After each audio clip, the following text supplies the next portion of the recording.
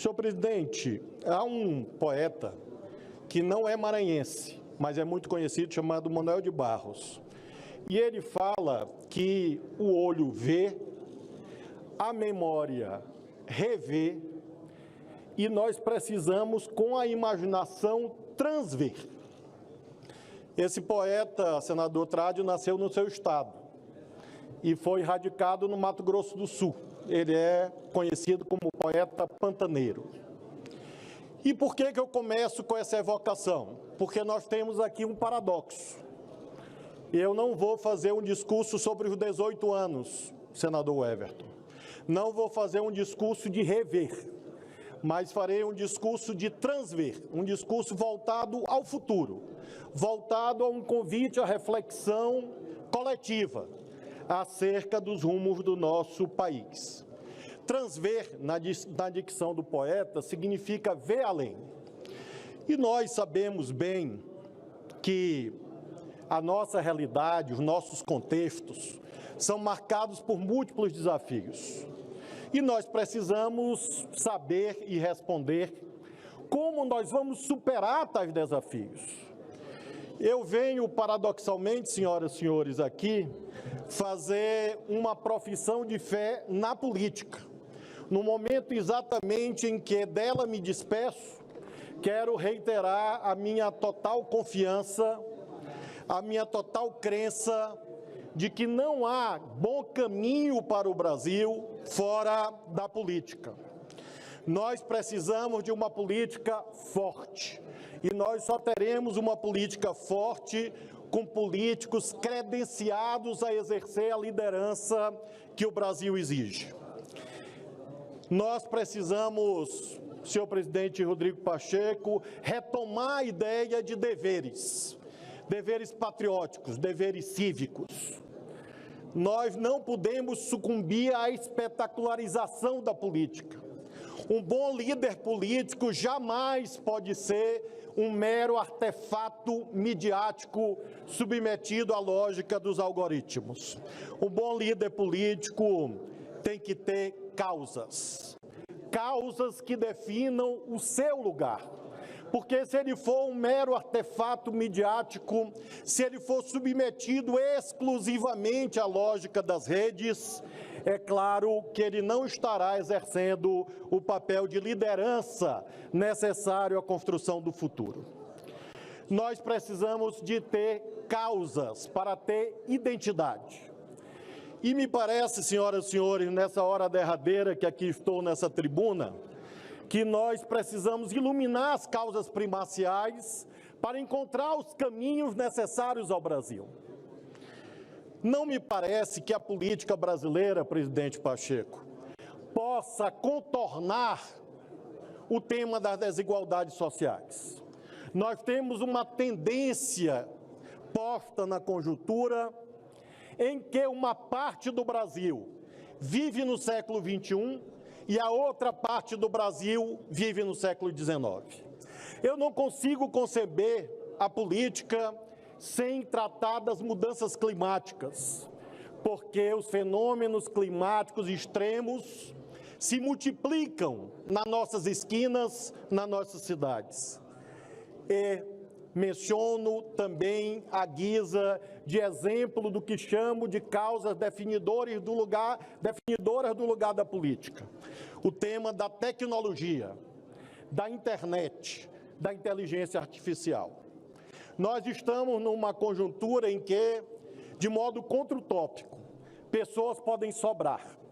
Nós estamos numa conjuntura em que ferramentas podem não apenas apertar parafusos, mas máquinas, ferramentas podem fazer leis, podem fazer sentenças, podem fazer petições, podem escrever matérias jornalísticas, podem escrever poesia, podem compor romances, podem substituir os grandes artistas da alma brasileira.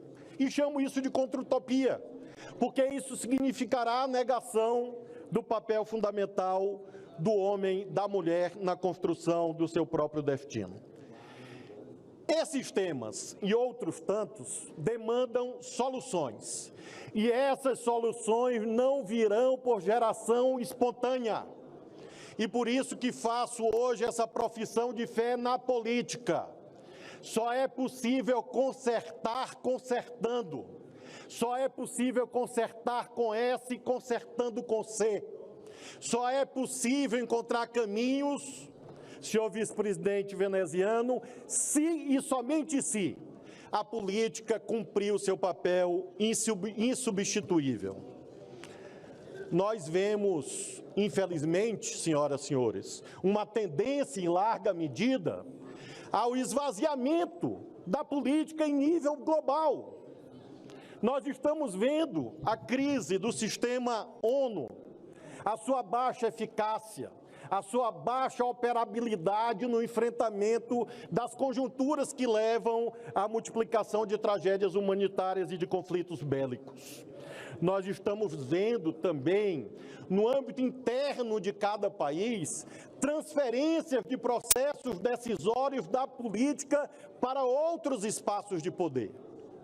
E aqui me refiro a um tema muito especial, um tema nodal, eu diria, repetido tantas e tantas vezes nesta tribuna, chamado de judicialização da política.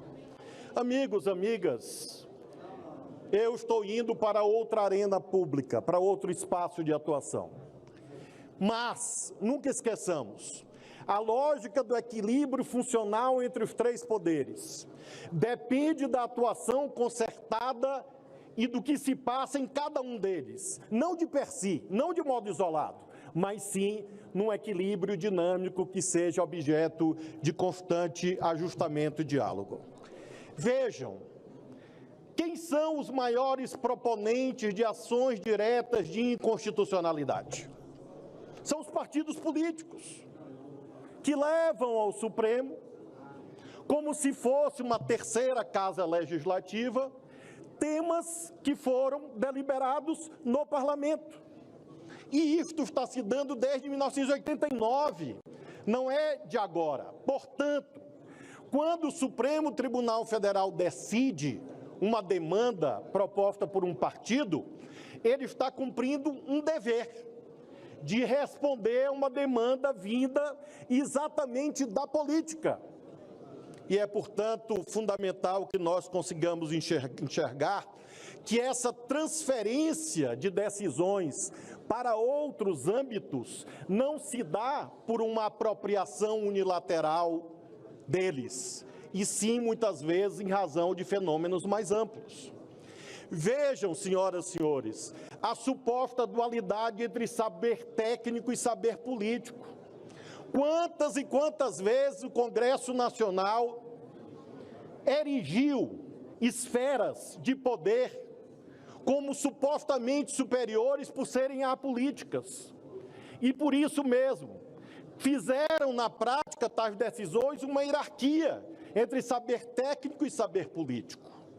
Nós precisamos, senhoras e senhores, creio eu, como cidadãos, cidadãs, valorizar sempre a soberania popular. Claro, o saber técnico é essencial para a definição das políticas públicas, mas ele não nega, ele não exclui e ele não pode estar no escalão superior ao saber inerente da atividade política. Eu sempre me perguntei nesses 18 anos, senhoras senadoras e senadores, afinal, o político é especialista em quê? O político é um técnico em quê? E cheguei à conclusão, nesta hora, depois de todos esses mandatos exercidos, que o político é essencial porque ele é o técnico especialista em democracia. Ele pode até ser um mau político, infelizmente usar, como há em toda profissão, mas ele tem que se submeter ao escrutínio popular. Ele tem que visitar os bairros, as cidades, as comunidades. Ele tem que fazer campanha eleitoral. E ao passar por esse crivo sagrado da democracia, é claro que ele deve ser reconhecido como um ator essencial no arbitramento dos direitos e das políticas públicas. É preciso, contudo, ao reconhecer essa centralidade da política, estar à altura do desafio. E eu, caminhando para o final desse pronunciamento de despedida, digo a todos os meus concidadãos, concidadãs e a todos os brasileiros e brasileiras que eu procurei sempre estar à altura desses desafios. Em primeiro lugar, tendo coragem para me posicionar nas horas, inclusive de dificuldade. E às vezes isso não é adequadamente compreendido no momento em que há essa mudança de papel. Evidentemente, o líder político é protagonista. O líder político tem nitidez, tem não só o direito, como tem o dever de ser protagonista dos debates públicos na sociedade. E para isso é preciso ter coragem. E eu tenho muita alegria de, nessa tribuna, dizer que errando ou acertando, como todo mundo erra e acerta, sempre tive posições claras. Em segundo lugar, é preciso ter humildade. O exercício da política demanda humildade para lidar com a controvérsia, para lidar com quem pensa diferente e para entender que seu poder é, de modo inevitável, transitório e submetido à sua excelência, o eleitor, a eleitora. E, finalmente, é preciso ter coração. A política, para ser feita com valores, é preciso ter coragem, é preciso ter humildade e é preciso ter sentimento. Sentimento, inclusive, para na hora mais difícil, entender que o dinheiro público não é para você se servir, é para servir ao outro, tal como Jesus Cristo, que se ajoelhou aos pés dos apóstolos para lavá-lo. Senhoras e senhores, eu encerro esse capítulo da minha vida, encerro o capítulo da política partidária. Com tranquilidade, com serenidade, presidente, com muita gratidão, mas, claro, com uma nota de lamento, na medida em que sei bem a centralidade da política, como estou demonstrando mais uma vez e sempre ao falar do futuro da nossa pátria, no qual tem um papel nodal a política como formatadora de projetos emancipatórios e de melhoria da qualidade de vida da população. Fiz questão dessa profissão de fé para dizer às senhoras e os senhores que no Supremo Tribunal Federal, onde estarei nas próximas 48 horas, terei coerência com essa visão que aqui manifesto. E as senhoras e os senhores, a começar de Vossa Excelência, ilustre presidente, os líderes, podem ter certeza da minha mais absoluta deferência aos poderes políticos do Estado. E essa deferência se manifestando, inclusive e sobretudo, pela capacidade de ouvir, de promover o bom diálogo institucional, para que nós possamos encontrar o modo pelo qual a harmonia entre os poderes vai se concretizar. Esperem de mim imparcialidade e isenção.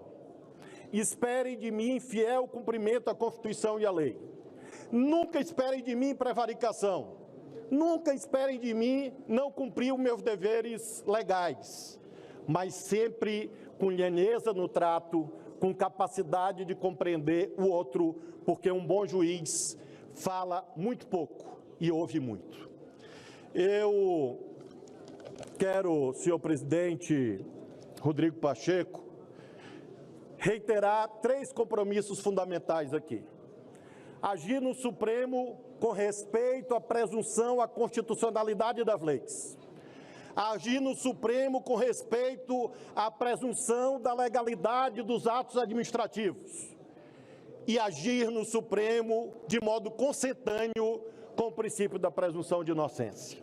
São 3 pilares axiológicos fundamentais que estou aqui reiterando perante a nação brasileira por essa casa representativa, para que possa consignar mais uma vez e sempre o meu agradecimento ao Senado Federal pela aprovação para poder, daqui a 48 horas, assumir o Supremo Tribunal Federal.